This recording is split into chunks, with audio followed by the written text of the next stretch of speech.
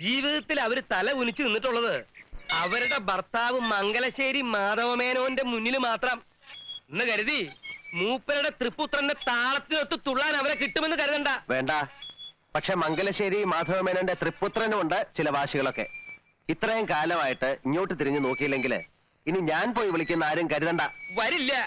ഇത്തിരി വേദനിച്ചിട്ടാണ് സ്വന്തം വീട്ടിലേക്ക് ഇറങ്ങിപ്പോയത്. എന്ത് വേദനിച്ചു താനീ പറയണേ? ഞാൻ വിസ്തരിക്കണോ? താൻ ഛർദിക്കേ.